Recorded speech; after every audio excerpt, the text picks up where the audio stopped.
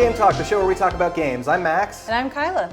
And today, it's been such a long time since we've had a video for you guys, we thought we'd do a little sort of a treat for you and for us, which is that we're not going to do a full episode right this second. We're just going to unbox some cards. There's a new set that just came out. It's been out for a week or two now. Yeah, a little longer on MtG if you guys played that. Yeah. But yeah, the physical cards just came out not too long ago. But it's a fusion of two of our favorite tabletop games in the world. It is the Magic the Gathering set, Dungeons & Dragons, Adventures in the Forgotten Realms. Yay! So we've been, and actually it's, at least on Kauai, it's been really hard to come by because there was some drama with the one and only barge that ships cargo here had got rejected and had to go back to the mainland. And so lots of things, not just trading cards, but like potatoes and stuff are in short supply. But one of the things that's in short supply is the Adventures in the Forgotten Realms cards. So we've been going out to like Walmart and stuff and buying them like 2 at a time. Yeah, because it's like limit 2 or something. Yeah, and we were gonna get, the plan was to buy a whole box, you know, like a whole draft box, and open them all up on camera. And no one is selling boxes. The local game store doesn't even have a whole box. They sold me 5 packs, and I couldn't resist. I opened one of them. So, without further ado, let's open some packs. Yay! Man. Okay, so how do you want to do? I'm just gonna grab them all. Yeah, grab one and then toss and put them here, and then we should take. We'll take them out of these guys first, and then put them all in the pile, and then mix them up, and then. Kaila, I don't know about you. I don't know if there's any specific cards you're looking for. Xanathar. Oh yeah. Definitely. I am specifically looking for Tiamat. So for those of you watching at home, if you don't know, I have a roommate who is supernaturally lucky. All of my best cards, my roommate pulled for me. I can't pull a good card to save my life. So I really tried to get her to come on the show, but she's camera shy. So I tasked her with spending the whole day imagining me opening Tiamat. So we'll see. If we open Tiamat today, we'll know that she did her homework. It's up to you. if she's watching. Yeah, all right. Mix these bad boys up. Ooh, how about for the first one, you pick one for me, and then I'll pick one for you. Okay, that sounds good. I'm gonna say this one looks lucky.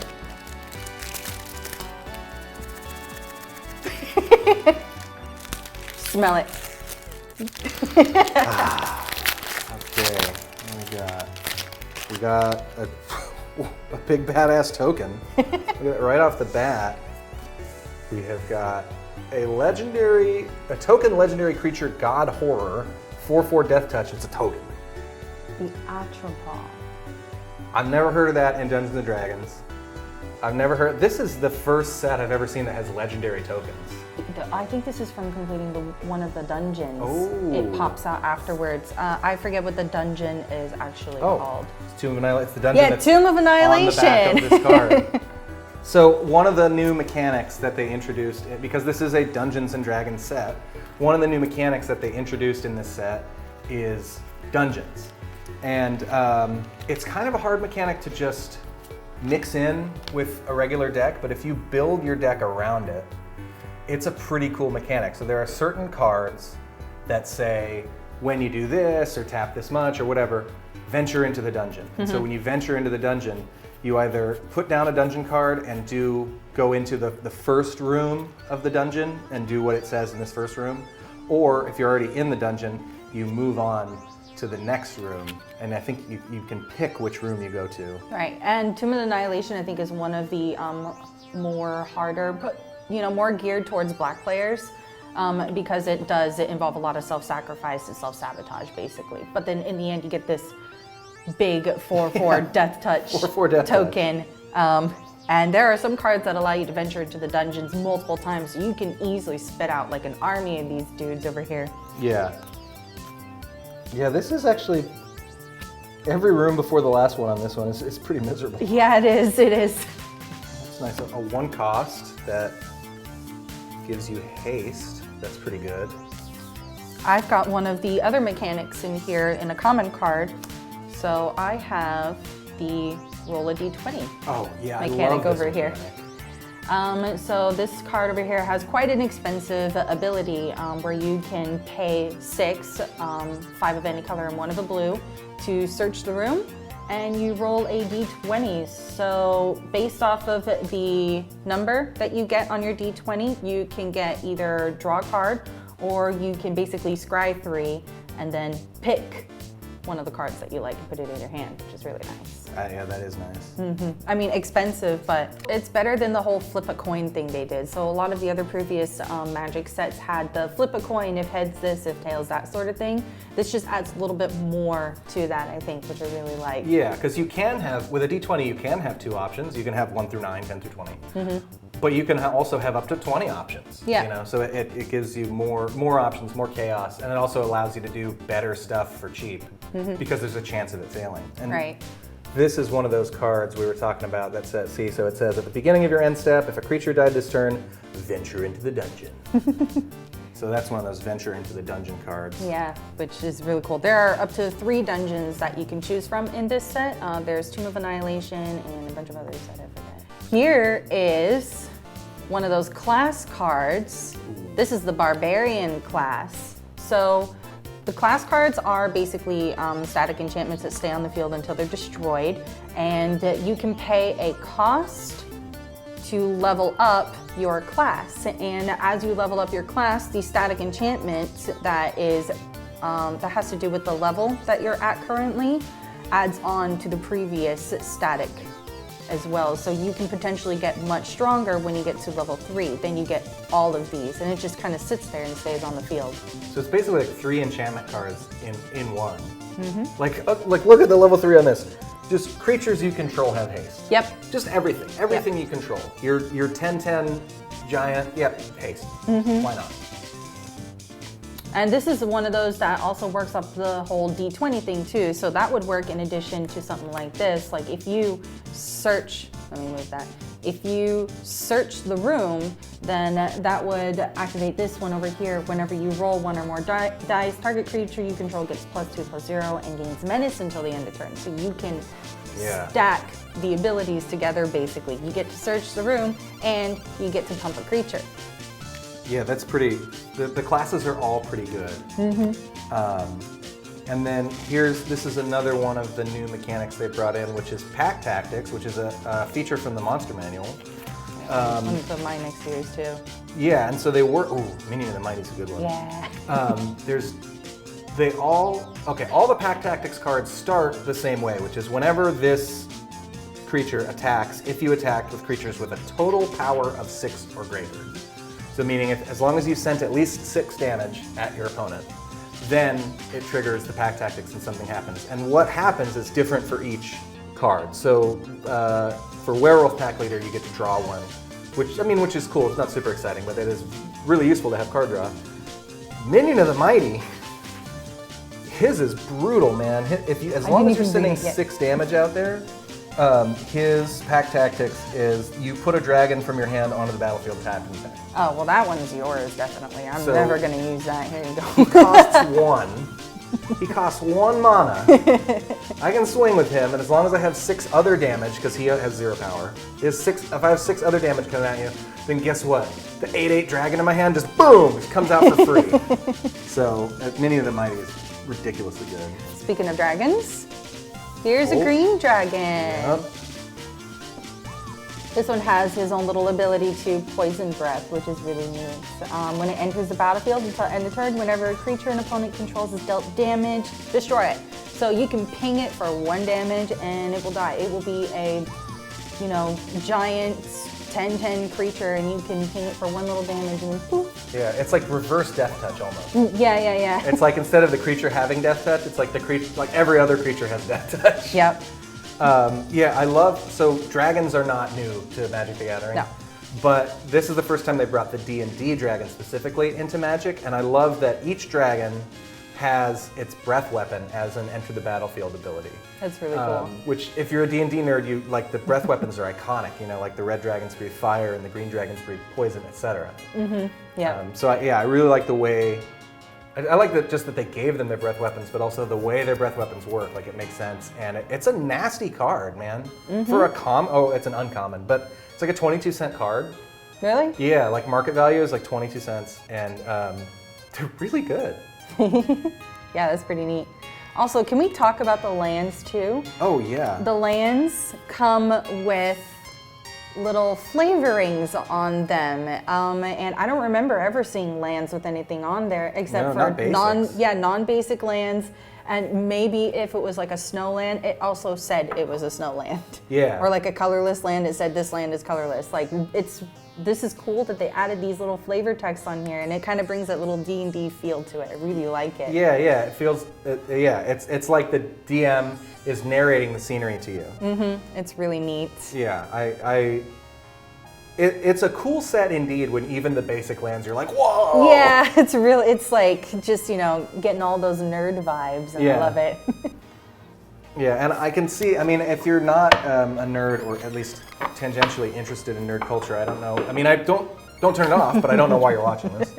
But I can see like football fans and whatever at home, like, why are these guys getting so excited about this? And it's like, bro, you just don't get it. This is really exciting. Yep. Also, do you already have Green Dragon? I do. Okay. Yeah, I have. So okay. So I bought, because I'm a giant nerd, and because they're only like 20 cents. I bought all of, I'll have to show them one at a time. I bought all of the dragons in the borderless version. So these are the expensive versions. These ones are like 25 cents. Oh. They do the same thing, but it's just alternate art. So I got there's the green dragon. Gotta love that alternate artwork, especially if you're gonna be making a dragon deck, you're definitely gonna wanna showcase the dragons.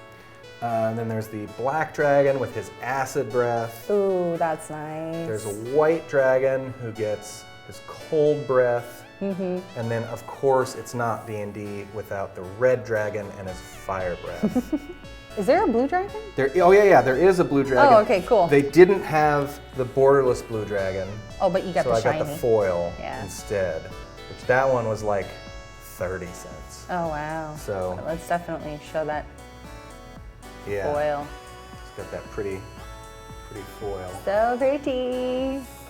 Here, I'll show it to you here so you can really see the iridescence. Gotta love that hollow. And then the other, so every Magic set, every Magic set for a while has had some borderless cards in it like this, right? And then they usually have a few different alternate art styles. So one of the cool ones in this set that I have seen so far are the way they're doing showcase cards. So every set has what they call showcase cards, which is that set's unique alternate presentation. In this case, they do it like the old 70s and 80s TSR manuals with the like crappy art. And not necessarily crappy. I mean, that's a lot better than I can draw, but it's not like art from Wizards of the Coast products today, where it's like these beautiful like paintings, full color paintings. It's just like a sketch, and they have this yellowed paper look on the border and stuff. So that's actually really nice. I like the way they did that. It does look like something, you get out of an old manual or whatever. Yeah. And some of this art actually is from the old like 80s TSR manuals. Well, it better be. I mean, come on, Wizards of the Coast. Yeah. And then the other alternate art type in this set, which is my favorite ever, is the dungeon module art. Those look nice. If you've been with D&D for a while, in the 80s, this is what D&D books looked like, because TSR didn't have bajillions of dollars like Wizards does today to hire artists to paint these beautiful, full-color, full-page, original paintings. So they would just have this monochrome book cover, with, usually it would be a black and white drawing on the front. Sometimes it'd be a painting like this. So this is like, I don't think there ever was, an Evolving Wilds dungeon module. But this is what adventure books used to look like. They weren't called adventure books, they were called dungeon modules. And it was this crappy monochrome, cheap looking like school textbook cover with a picture, and then it had a letter and a number. So this one says dungeon module C7. So this is like, it's really cool how they made these Magic cards look like the old D&D books. Getting off your nerd vibes and stuff. Absolutely. And of course, Temple of the Dragon Queen. Now that actually was a D&D adventure in the 80s or 90s, I don't remember. But, and of course there's my girl, Tiamat right there. Now, I just want to say, like, you're probably the huge nerd for D&D, whereas I'm like the huge nerd for Magic. Like this right here, anybody who's played Magic knows Evolving Wilds. It's like the staple sack land, basically. But can we just all appreciate how much of an improvement that is? Yeah. That is so nice. It looks so much better than normal Evolving Wilds is kind of boring looking. Oh God, so boring. But like, wow. But I really like the way they did those alternate artworks on the cards. Yeah, I think, I mean, alternate art is always cool from a collector's perspective, but sometimes it's ugly. And I think in this set, all of the alternate art is really bitchin'. Yeah. Oh, and here's, speaking of alternate art, I've got one more of these dungeon module cards. Den of the Bugbear. This is another thing that they're doing, is a lot of the lands that they have are based on a dungeon module. And it'll work like a basic land, so, you know, tap to add 1 mana of whatever color it is. But then also it'll have a mana ability that turns it into a creature for a turn. So this is Den of the Bugbear, so it turns into a bugbear for a turn. Yeah. And I think that adds a lot of utility to your deck. And I think they're really leaning into wanting you to play multicolor decks. Yeah, And definitely. this really helps for that, because then it's like, well, I don't really have enough mana to cast, I don't have the right mana to cast the creatures in my hand, but at least this can turn into a goblin and swing for me.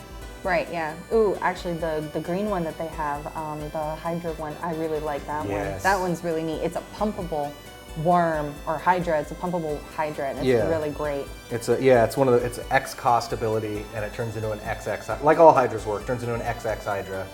So if you spend 10 mana on it, then it's a 10/10 it Hydra. turns into a 10/10, and then at the end of the turn, it just turns back into a land, so Yep. they can't do anything about it unless they kill it that turn. Yeah.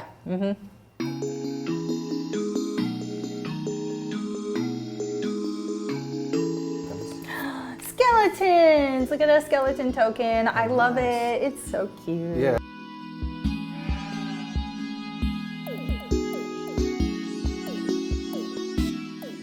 And this set makes extensive use of treasure tokens, which have been around for a while, but this set, they're a big deal in this set.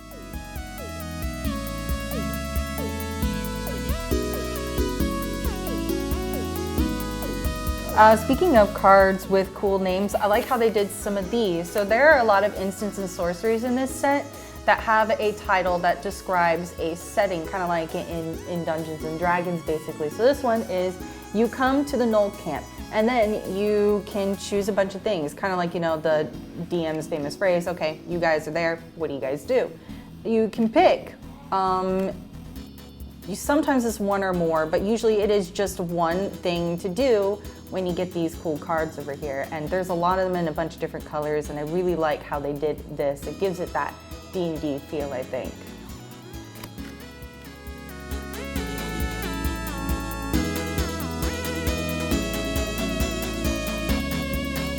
Mythical. Here, this is one of my favorite new planeswalkers. Lolth, the demon queen of spiders in Dungeons and Dragons mythology. And this card is actually hard to use. I was reading it earlier. It looks difficult to use, but I can't tell you how many times I've had my ass handed to me by one of these cards. They're cool. This is a cool card, and I love that they made her a planeswalker. Yes. Because that means we can probably expect to see more Lolth cards in the future, which is rad. Yeah, definitely. Speaking of cool cards, here is probably, I don't play green, but this is probably one of my favorite green cards, the Froghemoth. This thing is also nasty. Oh yeah, it is. Here's one of those cards that goes off of the treasure tokens over here. Oh yeah. I've got Kaila.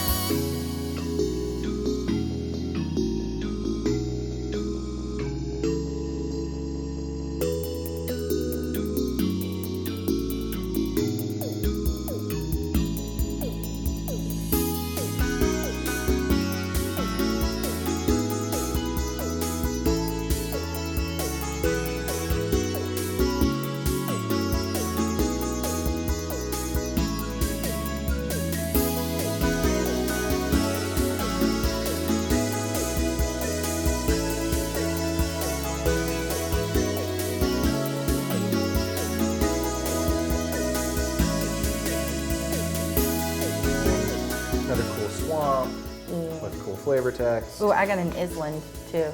Nice. And there's a mountain in there somewhere.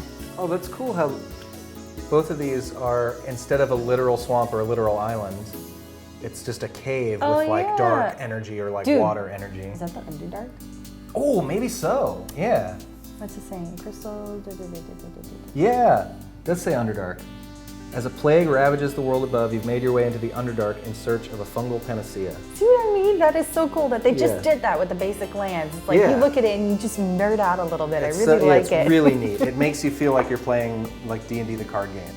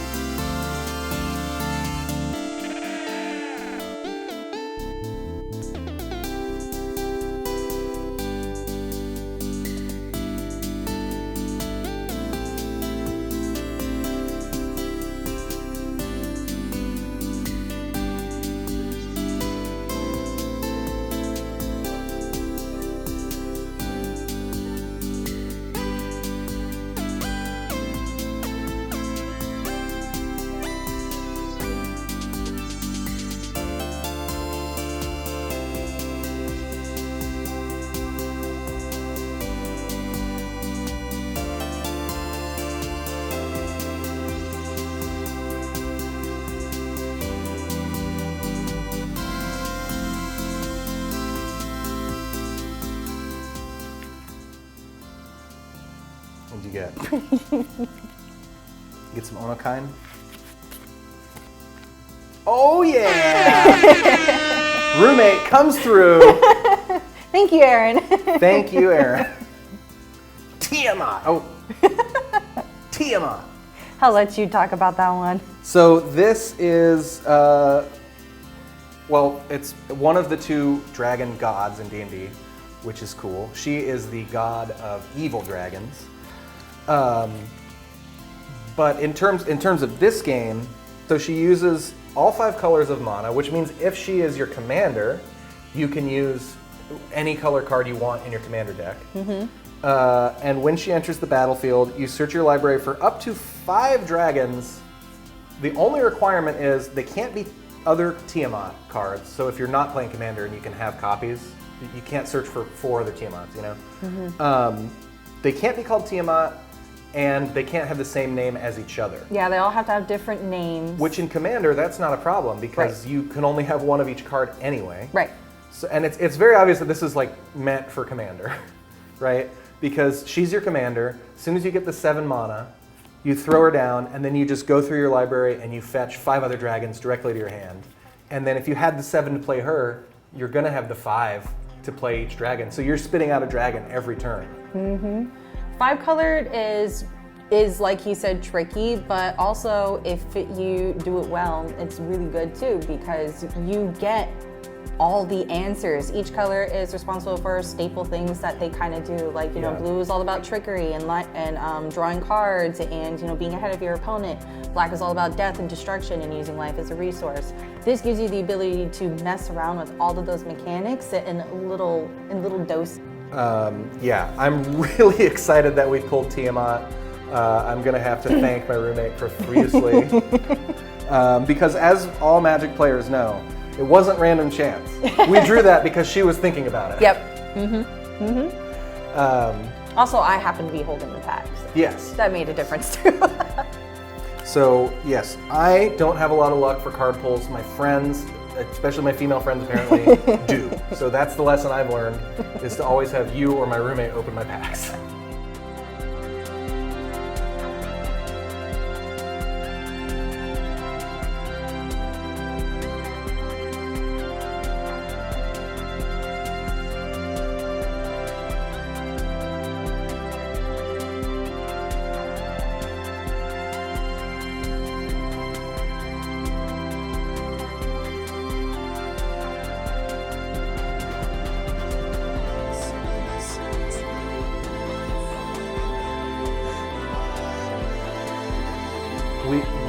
I don't know how exactly it worked out, but we ended up getting an odd number of packs. So we have 1 pack left. Do you want to wishbone it?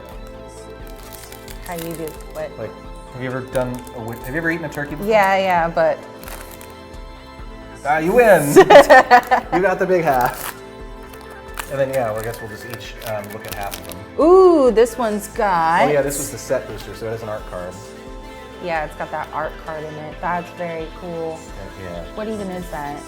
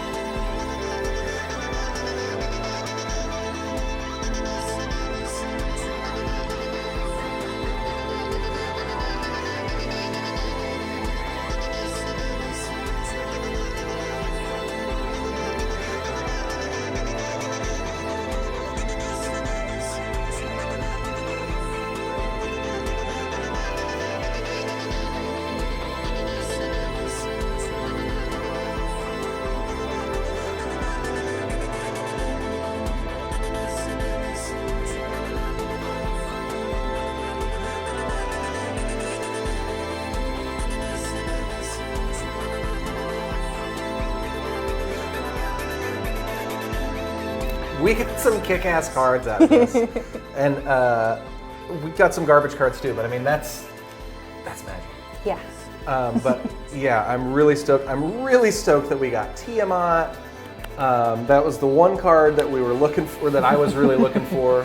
Kaila was looking for Xanathar, which unfortunately we didn't get. But whenever that barge comes in, man, you better believe we're gonna open more of these. I don't know if we're gonna open them on camera or not, but either way, we're gonna open them. I got a lot of the cards I was looking for. You got a lot of kick-ass dragon cards that I already had, so I'm not gonna try to lay claim to them or whatever. So now, we have all these cards. So now I guess we gotta go through and trade and see who wants each other's cards and stuff.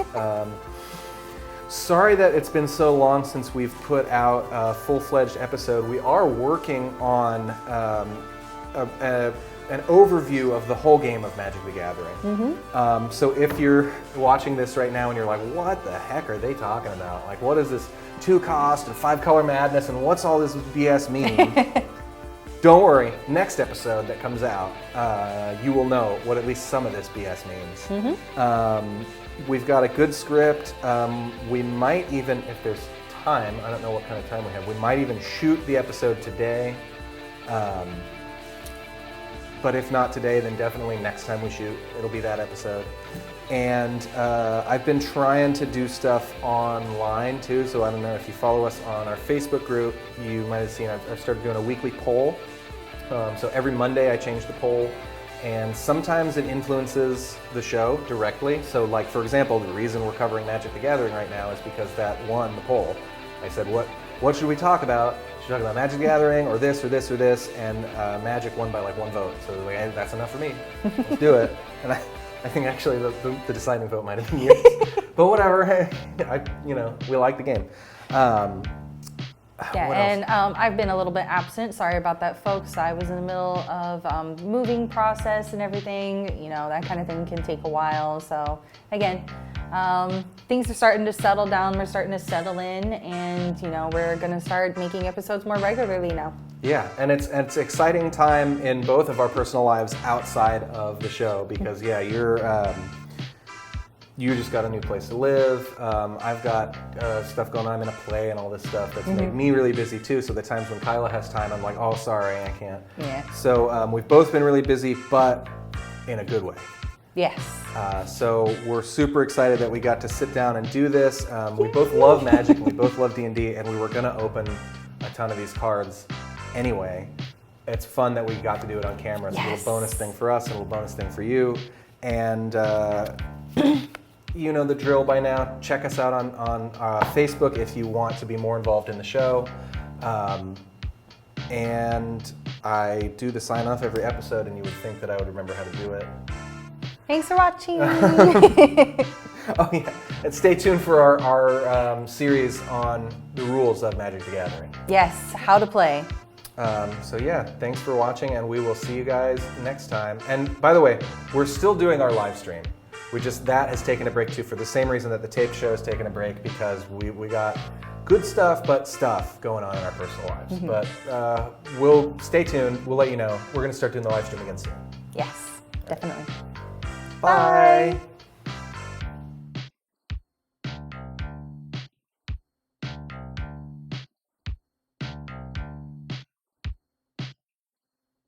And then, you know, it's probably going to take a long time to shoot, and then I'm going to edit it down to be like 1 or 2 minutes. Yeah, that's fine. You know, because it's just going to be like a couple shots of like tearing, and then like, look at this card, look at this card, look at this card, look at this card. Yep. You know.